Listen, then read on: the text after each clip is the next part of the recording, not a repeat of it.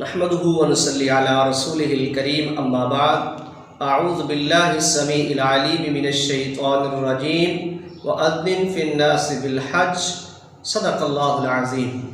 مختصر حمد و ثنا کے بعد عزیزان گرامی قدر، میں آج آپ کے سامنے حج کی فرضیت، اہمیت اور اس کے طریقے کے حوالے سے آپ کے سامنے گفتگو کروں گا۔ سب سے پہلا ہمارا سیشن یہ ہے کہ حج کی فرضیت اور اہمیت کے حوالے سے مسلمان کے اوپر اللہ تعالیٰ نے جو ارکان اسلام میں فرائض داخل کیے ہیں، اس میں ایک فریضہ حج بھی ہے۔ جس طرح نماز، روزہ، زکوٰۃ، اسی طرح حج بھی ہمارے اوپر فرض ہے۔ وہ صاحب ثروت لوگ جن کو اللہ تعالیٰ نے مال دیا ہے، جو زیادہ راہ رکھنے کی طاقت رکھتے ہیں، ان کے اوپر اللہ تعالیٰ نے حج کو فرض کیا ہے۔ اللہ رب العزت ارشاد فرماتے ہیں کہ پیارے ابراہیم علیہ السلام، آپ لوگوں کو حج کے لیے بلائیے، حکم دیجئے، لوگ آئیں گے اپنے اونٹوں کے اوپر، دبلے پتلے اونٹوں کے اوپر سوار ہو کر کے۔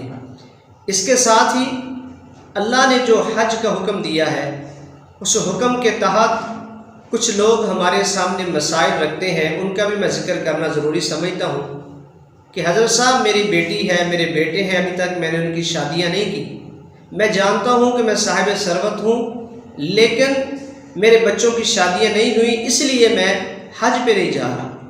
پیارے بھائیوں، کبھی آج تک کسی نے یہ کہا ہے کہ میری بیٹی یا بیٹے کی شادی نہیں ہوئی، میں نماز کے لیے نہیں جا رہا، میں روزہ نہیں رکھوں گا، میں نے زکوٰۃ ادا نہیں کرنی؟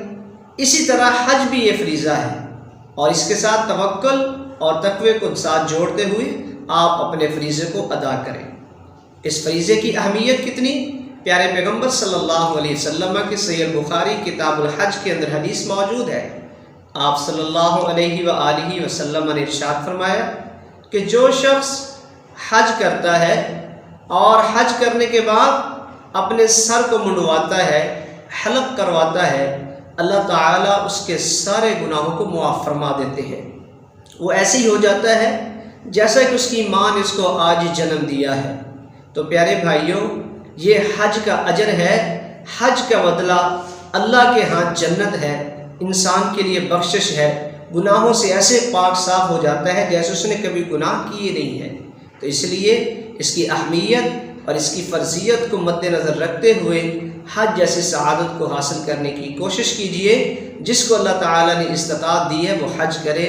انشاءاللہ ہم اگلی گفتگو کے اندر طریقہ حج، احرام سے لے کر کے اور طواف زیارہ تک انشاءاللہ ہم گفتگو کریں گے۔ والسلام علیکم ورحمۃ اللہ وبرکاتہ۔